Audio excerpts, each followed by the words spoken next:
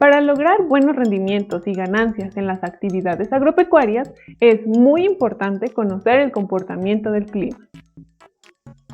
Desde la prehistoria, el hombre se ha interesado en conocer y predecir el clima para establecer la mejor temporada para sembrar, cosechar y conservar los productos. Inclusive, ha adaptado las labores agropecuarias al tipo de clima local para asegurar la autosuficiencia alimentaria.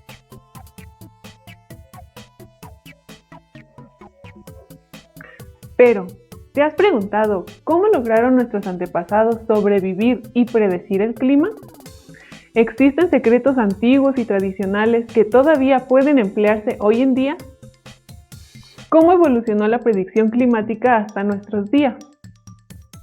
¿Sabes cómo funcionan las modernas estaciones meteorológicas? ¿Quieres conocer qué tipo de sensores se utilizan y cómo funcionan? ¿Crees que sea rentable tener una estación meteorológica? Acompáñanos. Yo soy Marisa Molina. Esto es Innovando Ando de Cenit Agropecuario.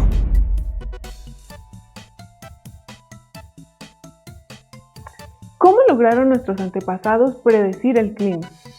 ¿Cómo evolucionó la predicción climática hasta nuestros días? La primera forma de predicción fue a corto plazo, mediante el uso de los sentidos, igual que muchas especies animales. Se percibía amenaza o peligro y se buscaba protección. Así, se usaba la vista para analizar la forma, color, movimiento de las nubes, pero además todo el entorno, como plantas, animales, inclusive el terreno, tanto en sus características como en el comportamiento y afectación. Se usaba el olfato para identificar olores a humedad como evidencia de presencia o ausencia de agua. A través del oído se identificaba la magnitud de los vientos, los truenos o simplemente la presencia de ruidos producidos por especies viajeras. A través del tacto era posible sentir los cambios bruscos de temperatura o la plasticidad de un suelo con agua. Todas estas experiencias integraban conocimientos valiosos para la supervivencia y por lo tanto importantes para ser transmitido a nuevas generaciones a través de leyendas, mitos o historias. Muchas de ellas se han perdido en el tiempo, pero las que sobreviven sería muy interesante estudiarlas.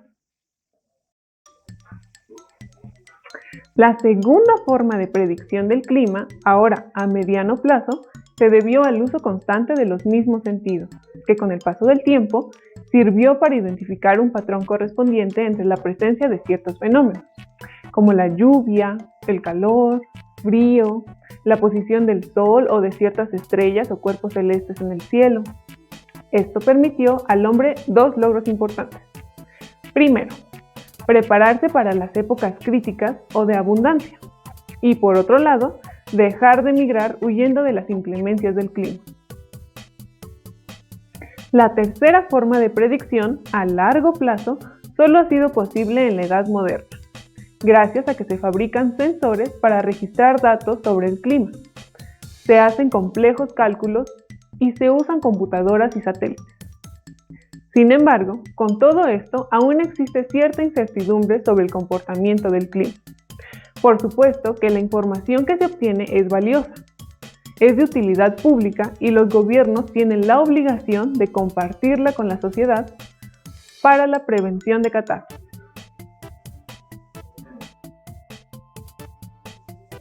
Cenit Agropecuario, en colaboración con Fundaciones Produce, instaló estratégicamente una red de estaciones para los productores de la Ciudad de México en el año 2015.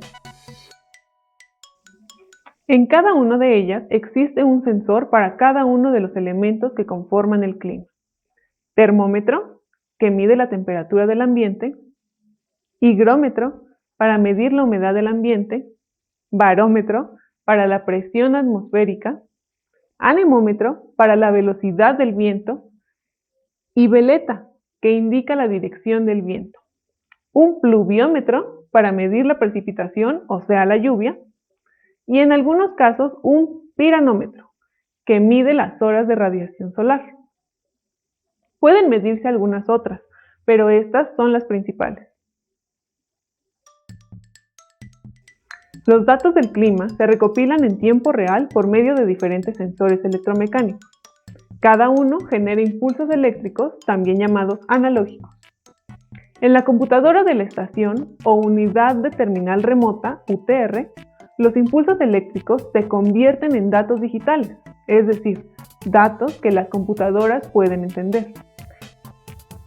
Así, son almacenados y posteriormente transmitidos por ondas de radio a la red celular o a una estación base, o descargados en una computadora.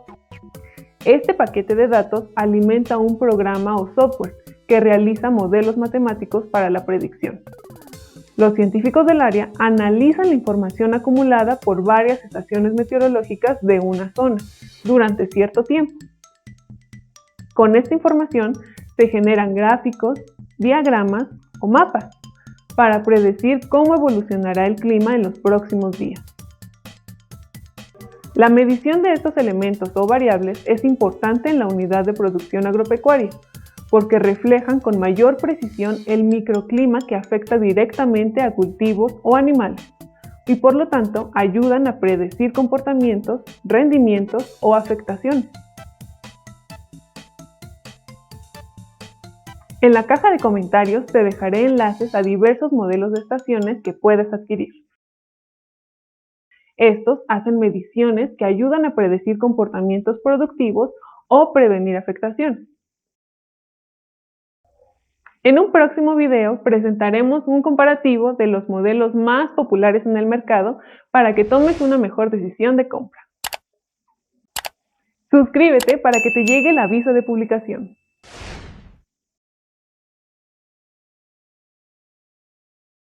Si vas a instalar una estación, es muy importante tomar en cuenta dos cosas. Primero, el lugar en donde se va a instalar debe ser un lugar nivelado y accesible para poder realizar la limpieza de malezas o labores de reparación y mantenimiento. 2. Los sensores deben estar colocados de manera estratégica de forma que no interfieran entre ellos para que todos funcionen de la mejor manera posible. Recuerda estar pendiente de próximos videos donde se explicará con mayor detalle la instalación de este tipo de estación. ¿Existen secretos antiguos o tradicionales que todavía puedan emplearse hoy en día?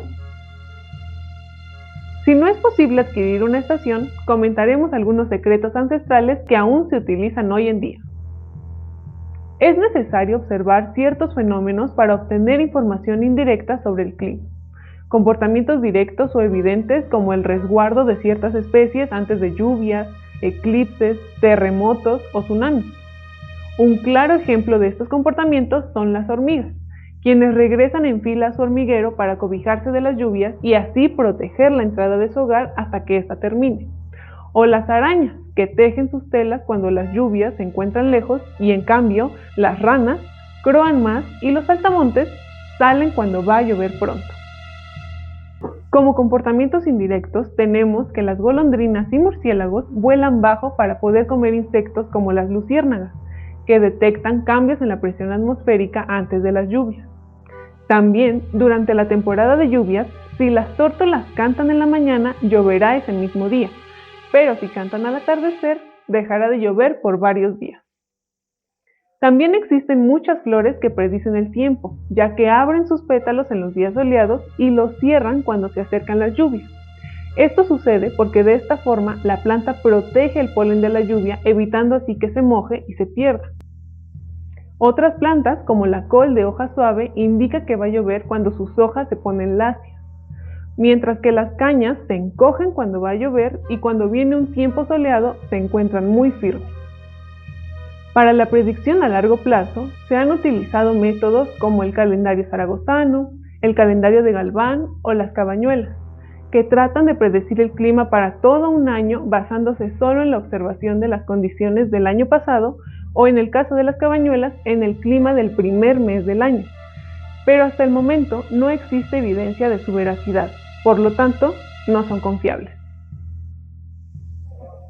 Lo que sí nos puede servir es la observación de aves migratorias. Recuerda que estos animales se mueven dependiendo de la disponibilidad de alimento en un lugar o las condiciones para su reproducción, por lo que si su comportamiento cambia y llegan o se van antes, significa que las condiciones de este año serán distintas. Con el paso del tiempo, la observación fue reemplazada por la medición. Para 1450 surgió el primer instrumento para medir la velocidad del viento, al que llamaron anemómetro. Este era un disco de metal dispuesto en forma contraria al viento, y la inclinación que tomara medía la intensidad con la que éste llegaba. Para 1480, Leonardo da Vinci inventó el primer higrómetro, que es el que sirve para medir la humedad del aire. Este consistía en una balanza en donde de un lado se ponía un material higroscópico, ¿los recuerdas? Aquellos que absorben la humedad del aire, y del otro se ponía algo como una bola de cera, algo que no absorbe agua. Y de esta forma podían observar cuánta humedad había en el ambiente, ya que a medida que éste absorbía agua, la balanza se iba inclinando. Años después, también surgieron los primeros termómetros en 1592 y barómetros en 1643. El barómetro es el instrumento que mide la presión del ambiente, y este es un dato importante, ya que como lo vimos antes, las lluvias modifican la presión del aire. Algunos otros, como el pluviómetro, que es el instrumento que mide cuánta lluvia cae en un lugar, son mucho más antiguos, cerca del año 500 a.C., ya que la gente colocaba un recipiente en donde podían calcular cuánta agua caía, en todo un día, en 12 horas, etc. Aunque sencillos, estos dispositivos ayudaron a los estudiosos de la época a recopilar datos valiosos y sentaron las bases para la creación de las primeras estaciones meteorológicas. En resumen, las estaciones meteorológicas son instrumentos cruciales para recopilar datos sobre las condiciones atmosféricas y la predicción del clima, por lo que son ampliamente usadas en el sector público y privado de la agricultura moderna, ya que gracias a ellas, los agricultores pueden tomar decisiones informadas y anticiparse a cambios climáticos, asegurando así el éxito de sus cosechas y la sostenibilidad de la producción agrícola. Muchas gracias por acompañarnos en otro video de CENIT Agropecuario. Esto fue Innovando Ando. No olvides compartir este video con tus conocidos, darle me gusta y suscribirte a nuestro canal.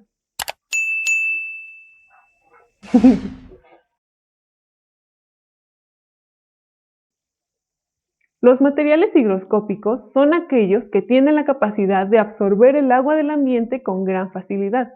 Un ejemplo puede ser la sal, el azúcar e incluso el tabaco, por lo que la materia que almacenes también es un indicador útil a la hora de predecir cambios en el ambiente basados en la humedad.